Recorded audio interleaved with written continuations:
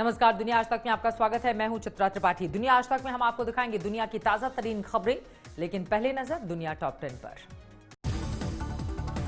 TikTok, WeChat पर अमेरिकी प्रतिबंध के खिलाफ चीन पूरी तरह से बौखला गया है। चीन ने अमेरिका के कदम का विरोध करते हुए कड़े कदम उठाने की चेतावनी दी है।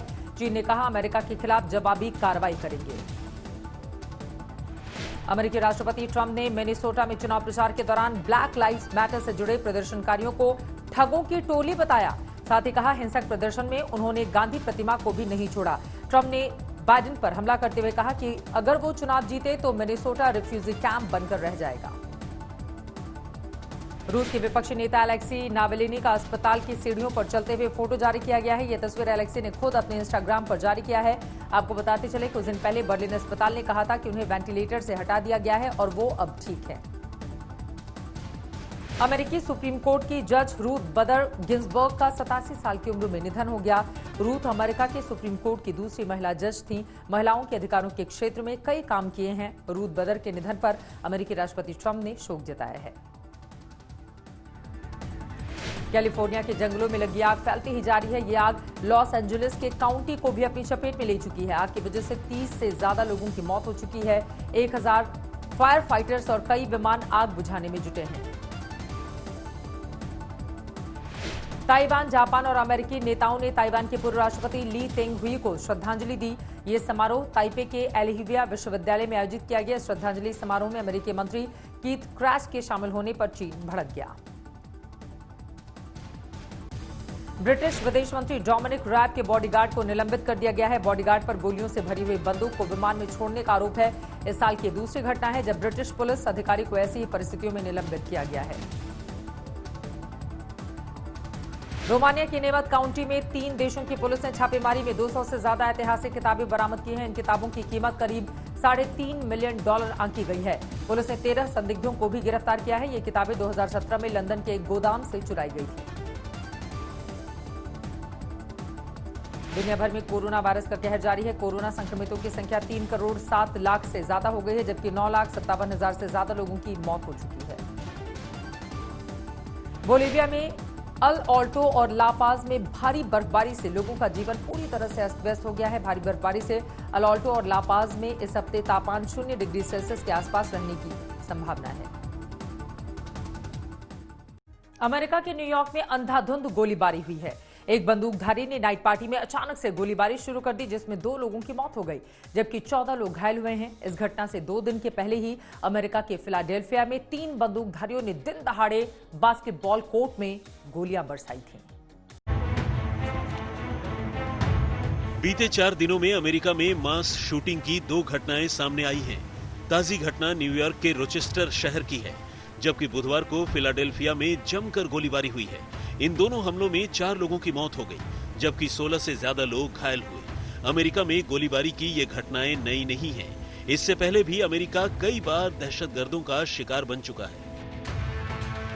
ताजी घटना को जिस तरह से हमलावर ने अंजाम दिया, उससे साफ है कि वो ज्यादा से ज्यादा लोगों को अपना निशाना बनाना चाहता था, क्योंकि ये हमला एक नाइट पार्टी को टारगेट कर किया गया, जिसमें एक नौजवान और एक लड़की की मौत हो गई, जबकि 14 लोग घायल हुए। उधर घटना की जानकारी मिलते ही मौके पर पहुंची पुलिस ने पूरे इलाके को कब्जे में ले लिया।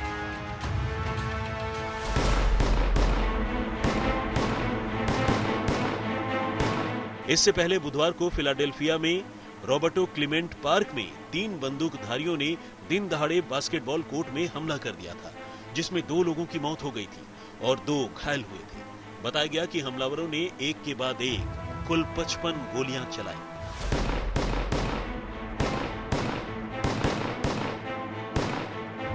अमेरिका में सरेआम अंधाधुंध फायरिंग की घटनाएं पहले भी कई बार हो चुकी हैं। यही वजह है कि वहां बंदूक को लेकर बने कानून को बदलने की मांग भी लंबे समय से की जा रही है। आज तक ब्यूरो। अमेरिका के बाकी राज्यों की तरह वर्जीनिया भी कोरोना वायरस की जद में है और वैश्विक महामारी के बीच यहां राष्ट्रपति चुनाव भी हो रहा है। अमेरिका में नए राष्ट्रपति का चुनाव करने के लिए 3 नवंबर से काफी पहले ही वर्जीनिया में मतदान शुरू हो गया है, जो 31 अक्टूबर तक जारी रहेगा। चुनाव के पहले दिन उत्तरी वर्जीनिया में सैकड़ों की संख्या में मतदाता तमाम एहतियातों के साथ पोलिंग बूथ पर पहुंचे और वोट देने के लिए अपनी बारी का इंतजार करते नजर आए। ऐसे लोग जो खुद जाकर मतदान नहीं कर सकते हैं, वो अनुरोध करके मेल के जरिए मतदान पत्र मंगवा सकते हैं। इसके लिए उन्हें 23 अक्टूबर तक मेल इन बैलेट का अनुरोध करना होगा। दुनिया भर के लोगों को कोरोना के साथ जीने की आदत डाल ही लेनी चाहिए, क्योंकि अभी लंबे समय तक इस खतरनाक वायरस से मुक्ति नहीं मिलने वाली है।